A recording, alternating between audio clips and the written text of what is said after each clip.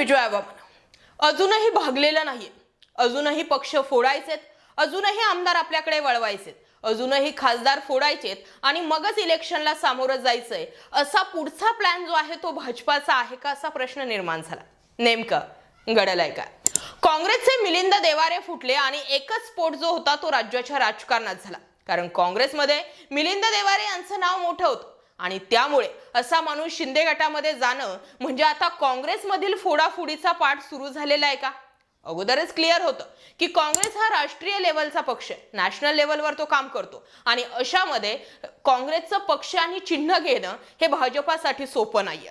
आणि त्यामुळे या भानगडीमध्ये न पडता किंवा तेवढा वेळही शिल्लक त्यांच्याकडे नसल्या कारणामुळे आता फक्त दोन तीन जसे येतील तसे आयात करायचे ना आपल्याकडे वळवायचे हा अजेंडा आता भाजपाचा आहे का? अर्थात जर शिवसेना आणि राष्ट्रवादीमध्ये जे जे फुटलेत त्यांच्या मागे ईडी, सीबीआय, इन्कम टॅक्स किंवा यांच्यावरती जर घोटाळ्यांचे चौकशांचे आरोप होते म्हणून यांनी भाजपामध्ये किंवा शिंदे गट किंवा अजित पवारांना निवडलं, तर मग काँग्रेसमध्ये तरी कोणते सगळे सेफ खेळणार आहेत? काँग्रेसमध्ये सुद्धा चौकशा मागे लागू शकतात. काँग्रेसमध्ये सुद्धा बड्या नेत्यांवरती घोटाळ्यांचे आरोप आहेत, त्यांच्या मागेही चौकशा सुरू आहेत. त्यामुळे त्यांना सुद्धा शिंदे म्हणा किंवा देवेंद्र फडणवीस म्हणा म्हणजे भाजपा म्हणा किंवा मग अजित पवार गट कुणाला तरी निवडणंच आहे. आणि त्यामुळे मिलिंद देवारे यांच्या माध्यमातून पहिली भाजपनं ही घंटा दिली की आता आम्ही सुरुवात करून दिली, आता ज्यांना आमच्याकडे यायचंय त्यांनी या, असं काहीच आहे का? ज्यावेळी एकनाथ शिंदे यांच्या आणि उद्धव ठाकरे यांच्या आमदारांच्या अपात्रते प्रकरणी निर्णय येत होता त्यावेळी लक्षात घेतलं का देवेंद्र फडणवीस जास्त हायलाइटला आले नाही. म्हणजे गेल्या अनेक दिवसांपासून देवेंद्र फडणवीस बॅकफुटलायत. ते ना मनोज जरांगे पाटलांवरती जास्त काही बोलतायत, ते ना ठाकरे गटावरती काही बोलतायत, ते ना लोकसभा विधानसभा निवडणुकांविषयी काही बोलतायत आणि ते ना नार्वेकरांच्या निर्णयावरती जास्त काही बोलतायत. थोडक्यात बोलतात आणि निघून जातात. म्हणजे थोडक्यात काय तर सध्या देवेंद्र फडणवीस हे लाईमलाईट मध्ये नाहीच आहेत, हायलाइटही होत नाहीये, राज्याच्या राजकारणाच्या मीडियाच्या प्रभावामध्ये ते नाही आहेत. याचाच अर्थ असा की आता पुन्हा एकदा कुंपण शेत खातंय. म्हणजेच पडद्याआडून मोठमोठ्या घडामोडी ज्या आहेत त्या भाजपामध्ये घडताना दिसतात. नार्वेकरांच्या निर्णयाचं तर झालं, पण आता किती दिवस या मुद्द्यांमध्येच भाजपा अडकून बसणार आहे? भाजपाला पुढे लोकसभा आणि विधानसभेचं सुद्धा प्लॅनिंग करायचंय.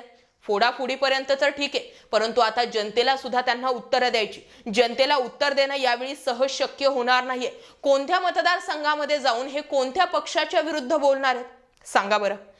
भाजपाने समजा एखाद्या मतदारसंघामध्ये सभा लावली, त्यांच्या उमेदवाराला निवडून द्या. आणि का निवडून द्यायचं? का तो प्रतिस्पर्धी चांगला नाही? आता त्यांच्याकडे या प्रश्नांची उत्तरं तरी राहिलीत का? की विरोधामध्ये कोण आहे? आता टार्गेट कुणाला? अजित पवार ज्यांच्यावरती सिंचन घोटाळ्याचे आरोप तुम्हीच केले होते आणि त्यांनाच क्लीन चिट दिली, त्या अजित पवारांविरुद्ध तुम्ही बोलणार आहात. एकनाथ शिंदे तरी काय बोलणार आहे? 2019च्या अगोदर राजीनामा आपण खिशात ठेवून आहेत. भाजपा विरुद्ध आपल्याला स्टँड घ्यायचा आहे. भाजपाच्या लोकांशी आपलं पटत नाही, मी कधीही राजीनामा देऊ शकतो असे राजीनामा घेऊन फिरणारे एकनाथ शिंदे आता भाजपा सोबत आहे. एकनाथ शिंदे तरी काय बोलणार आहे? बाळासाहेब ठाकरेंच्या विचारांची मूठमाती झाली का? कारण उद्धव ठाकरेंनी काँग्रेस आणि राष्ट्रवादी सोबत सत्तेत येण्याची चूल मांडली. एकनाथ शिंदेंनी वेगळं काय केलंय? देवेंद्र फडणवीस काय बोलणार आहात? ज्या संजय राठोडांचं मंत्रिपद घालवण्यामध्ये तुमचेच नेते होते किंवा भाजपा हा पक्ष होता, त्याच संजय राठोडांना तुम्ही मंत्रिपद दिलंय. काय बोलणार आहे चित्राताई तरी?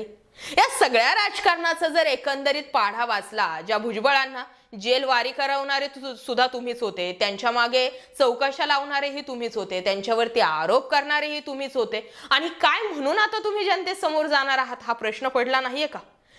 कायदेशीर दृष्ट्या जितकं काही मॅनेज करता येईल तितकं आत्ताच्या घडीला तुम्ही मॅनेज करू शकता, पण जनतेसमोर जाताना तुम्ही सांगणार आहात का 10व्या सूचीत हे बसत नव्हतं, 2018ची ठाकरेंची घटना ही अशी होती, 1999ला हे कार्याध्यक्षपद नाही. आता तिथं तुम्हाला विकासाच्या मॉडेलवर बोलावं लागणार. विकासाच्या मॉडेलवर बोलायचं जर ठरलं तर एकनाथ शिंदेंनी फॉर्म मध्ये येऊन आत्ता म्हणजे जेव्हापासून सत्तेमध्ये आलेत तेव्हापासून कामाचा धडाका बऱ्यापैकी लावलाय. म्हणजे मग पोलीस भरतीचा प्रश्न असू द्या, एसटी मध्ये 50% महिलांना मोफत बस सेवा, या बरेचसे जे वेगवेगळे निर्णय किंवा मुख्यमंत्री सहायता निधी ज्याचा वापर खूप मोठ्या प्रमाणावर महाराष्ट्रातील जनतेला होतोय, असे बरेचसे निर्णय जे आहेत ते फॉर्म मध्ये घेतले.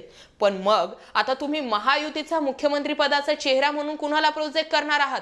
अजित पवारांना मुख्यमंत्री व्हायचंय, मुख्यमंत्री व्हायचं नसतं तर त्यांनी बंडखोरी केली कशाला असती? उपमुख्यमंत्री पद तर तसंही त्यांना 4दा भेटलंय आणि असं कुठलंच पद नाहीये की जे अजून अजित पवारांना भेटलं नाहीये.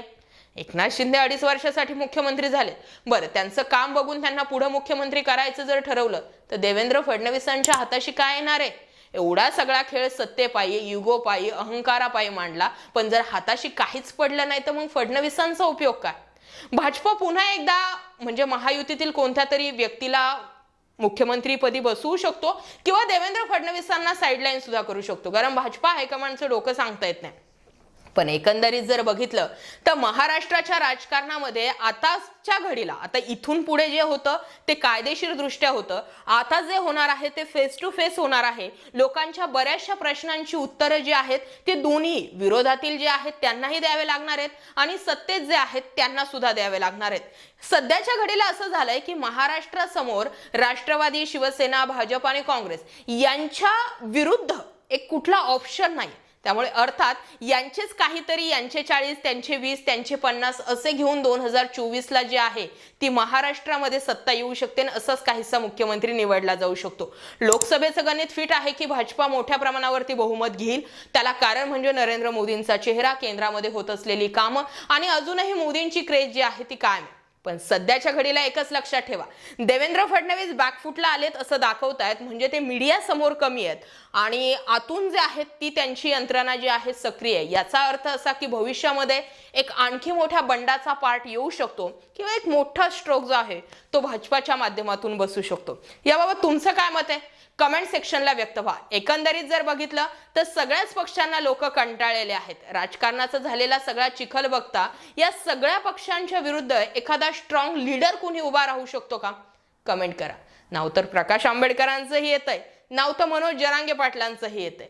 लोक राज ठाकरेंना सुद्धा निवडतायत आणि लोकांचं एक चौथं नन ऑफ म्हणजे कोणीच नसलं तरीही चालेल असंही मत आहे. तुमचं मत काय? कमेंट करा. जय महाराष्ट्र पब्लिक.